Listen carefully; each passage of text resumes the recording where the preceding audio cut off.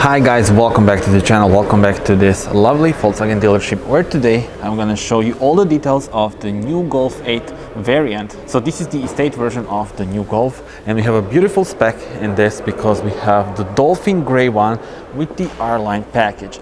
Now actually this is the first time that I see the R-Line package in flesh, and it looks just so good, so aggressive, because the front hood is very narrow and you have this new LED lights which do come as standard. This looks very aggressive indeed. Now these are the, as I said, standard LED lights. You could get the IQ lights, which are the matrix LEDs, but this car doesn't have those, but it does have probably the best spec out there if you ask me. This color is my personal favorite for the new Golf. On the front you have this chrome part which is connecting the lights, and then we have the new Volkswagen logo and the new R-Line logo. So this is the logo for the R division and it's a new one. Personally, I'm not a huge fan of that one actually, but yeah. And the daytime running LEDs are up here, and then here you have the classic lights, and the bumper is completely different on the R-Line trim. So you have the air inlets, the fake ones, but yeah, they are nice in gloss black, as well as this splitter. So this all looks very nice indeed, and yeah, once again I'm impressed by the design of this thing. And looking from the side, 4 meters 63 is the length of the car. It is 8 centimeters longer than the predecessor, and this one sits on the beautiful optional 18-inch diamond cut wheels. Now the R-Line does come with 17-inch wheels as standard, and the regular Golf variant comes with 16-inch alloy wheels, but once again these optional 18-inch, beautiful design. And then have the gloss black side skirt on the R-Line trim, as well as this additional badge on the side, so you don't mistake it for anything else. And the wheelbase is longer here compared to the hatchback. So the wheelbase is the same as on the new Leon and new Skoda Octavia, and that means more space inside compared to the standard Golf. And then this is very tall changes compared to the hatchback, of course. We do have the new shape of the car and the new lights with the 3D shape. I do love this design and of the lights, yeah. And yeah, overall, well, it's an estate car. It's a classic estate made to be practical, not the best looking estate on the market, but practical indeed. And with this spec it does look rather nice. But yeah, if you want, you know, beautiful design of the estate, then you go for a design like this, which is not that practical as this, for example. Anyway, let's see it from this angle. It does look cool, so tell me in the comments what do you think about it. Of course, most of the people will buy this car for its practicality. I'll check out the trunk right now, but before that let me also show you this. So we do have the Golf lettering as well as the new logo, and the R-Line gets this specific bumper with, unfortunately, fake exhausts. So the trunk, let's open it. You are greeted with the square shape and 611 liters of space. That is actually more than on the predecessor. So predecessor had 605, and you can also get the additional space in here, as well as the spare tire, so that's always nice to see. Look at the 12-volt power outlet. I don't know if you can even see it on the camera, but yeah, it is here, as well as this one LED light. And you can actually, and let me press this, so you press it once, press it twice, and you have this lever here to fold the seats from here, and that is very easy to use. You got the flat bottom, and then you get more than 1,600 liters. So yeah, really a practical car indeed. The main purpose is here, and you see why, you know, customers go for the variant version. So tell me in the comments, how do you like it?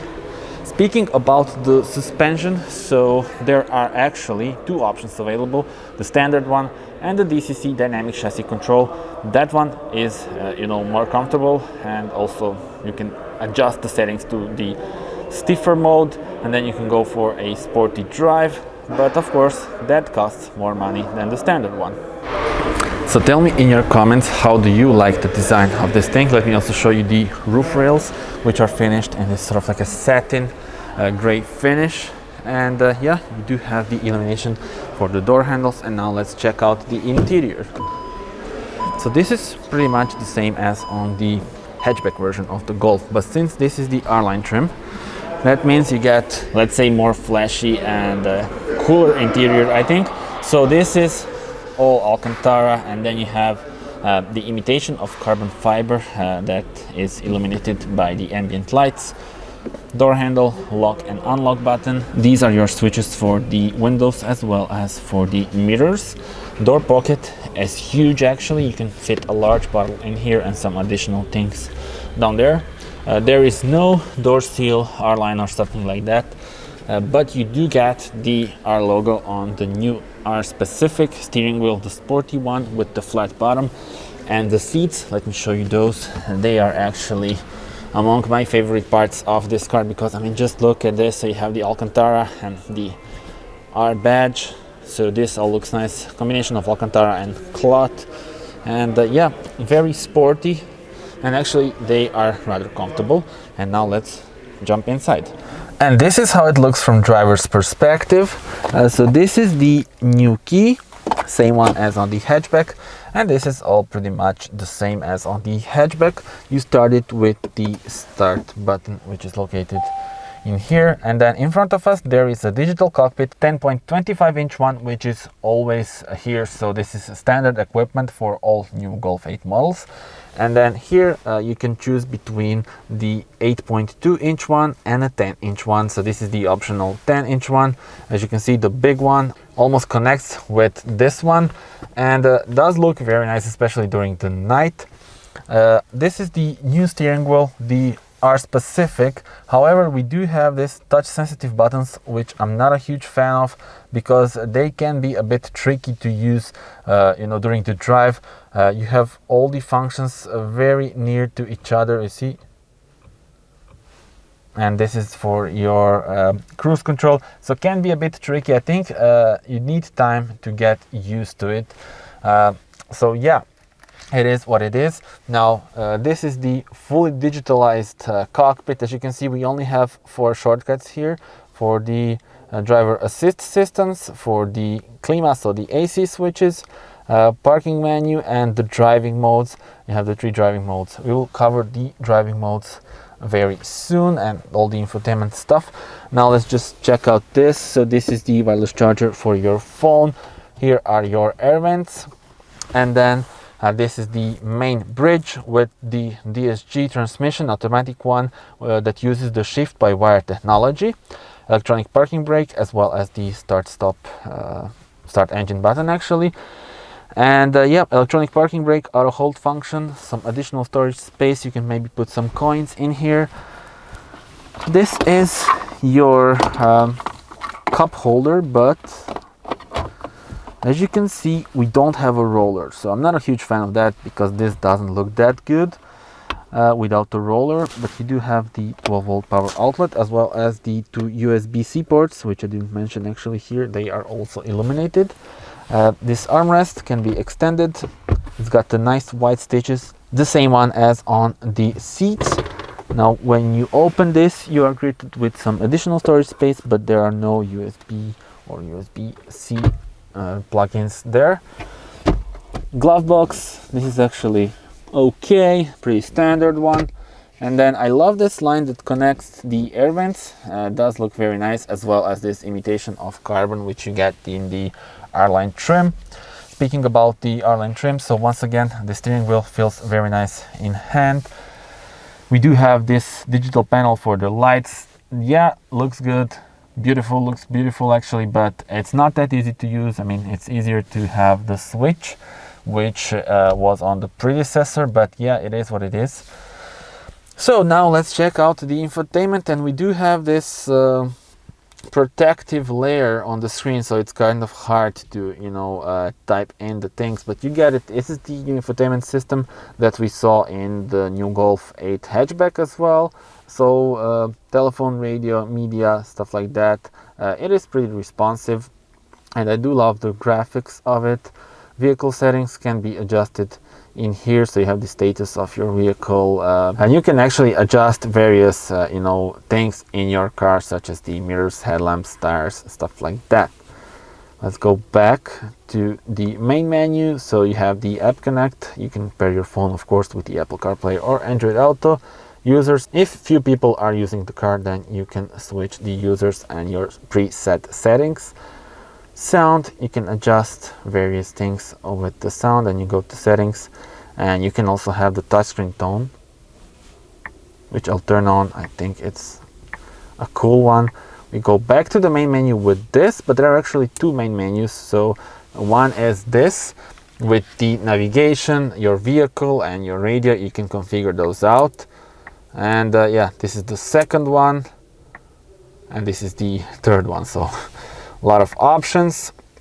Let's go back to this one, and then you have additional you know, features down there. Now, I already did an in-depth review of the hatchback, so you can watch that one if you want more info on the infotainment itself. Right now, I'm gonna check out the ambient lights and, you know, show you how they work. We will actually put the car to this mode where you have the ambient lights on. So you see them here. Actually, let me turn off this LED lights, which I had turned on. And now you see these ambient lights, they go all the way down there, and cool feature is that they also light up the way at the back. Have the preset modes, infinity, and you see everything is changing with the ambient lights. Yeah, you have the gesture control as well, but I don't use that often. So desire, for example, look at the desire preset. So have the blue dials in front of you, then the whole infotainment system is in blue shade. You have this part illuminated in blue line there, and then also I love this illumination at the door pockets, and also this imitation of carbon is illuminated, and once again at the back. Beautiful. You know, I am a huge fan of the ambient lights. You can actually increase the brightness, so let's do that right now. And you see it, desire, euphoria.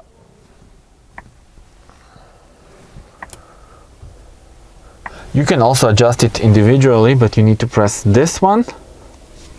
And now you can have, for example, upper sections in one color and then lower sections in other color. I'm not gonna do that. I'm gonna show you just like a standard procedure with all in one color. For example, you can put it to, I don't know, yellow one.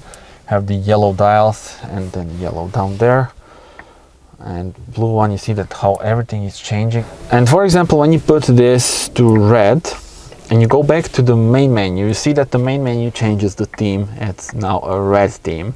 How cool is this? Put it to green, same thing happens, as well as on the digital cockpit. Nice one, I believe. This is really something that they did very well. Back to background lighting, let's put it to blue and continue our journey through the infotainment. So yeah, those were the background lights. Have a bunch of settings, assist systems. They are actually easy to control here, so you just press this front assist, active or not, advanced warning. You change the preset settings. And the same goes for the driver alert system, as well as the traffic road sign actually recognition. And that's about it when we talk about this infotainment system. How do you guys like it? Tell me in your comments. And let's focus on the main screen here. So digital cockpit, 10.25 inch one. You change the views by pressing the view button.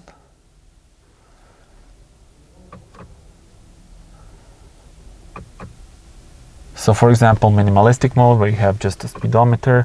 You have the classic mode, where you have the speed dials. Moving on, you can have the navigation here. And the good thing is that you can also change the various things that you have on your left or on your right. And you change it by pressing this. So for example, let's put the selector lever display. And then with this, you change the right one. And let's put it to speed. So yeah, it was actually on the speed, but yeah, you get the point. And you can also zoom in and zoom out the navigation screen. Let's move on. View. Yeah, different views are available, and that is a cool one. But once again, this is maybe not the greatest thing because it's kind of hard to use. And let me actually cover, you know, the AC controls for you. You need to press the Klima switch or shortcut, which is here, and then you can adjust the air blower as well as the temperature. You do get these sliders for the temperature, but I mean, this is all not so easy to use, but yeah, it is what it is. And this is the third slider for the volume. You can adjust the volume with this one, but those are not illuminated, so during the night it can be a bit tricky.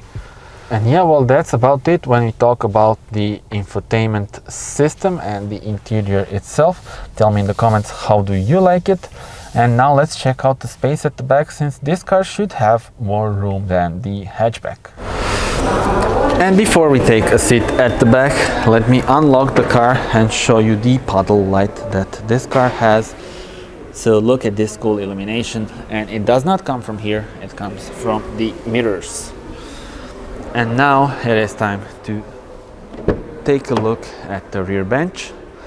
So we do have ambient lights down there, which is a cool feature, as well as on the door pockets. Lovely Alcantara on the rear doors as well.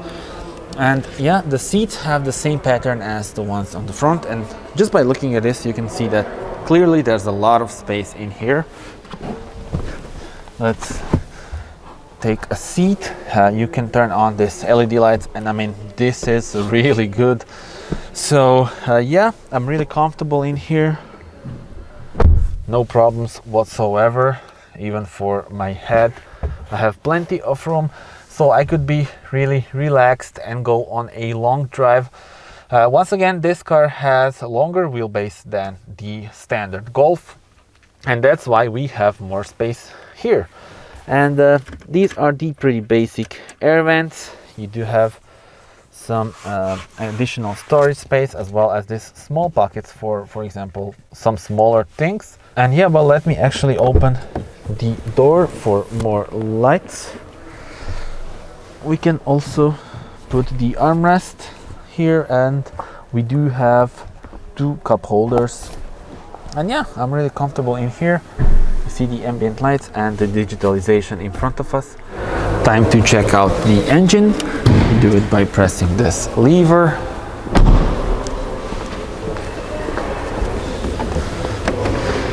And of course, no hydraulic struts, so I'll be back in a moment.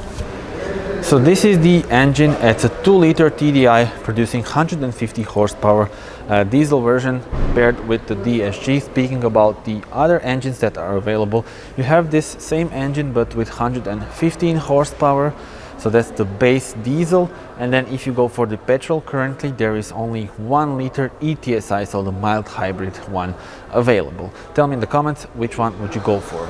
And let us now check out the specs of this thing. So as I said, variant 2-liter TDI DSG R-line trim, 150 horsepower diesel, and the name of the color is Dolphin Gray Metallic, which I already mentioned. And these are all the extras for this car. So 18-inch wheels, Discover Pro navigation, a 10-inch touchscreen in the middle, 3D navigation of the Europe wireless Apple CarPlay, travel assist package, a bunch of systems and you know, additional things added to this car, and that's why, yeah, the price is here. And the base trim, of course, has a way lower price than this. I'll put the base price here as well. So that's about it. Let me do a walk around and let me show you this once again from this angle, my favorite angle of this car probably. And with this, it's time to say goodbye. Thank you very much for watching. Do subscribe to the channel in order to see more car reviews. That's it. See you on the next one. Bye bye.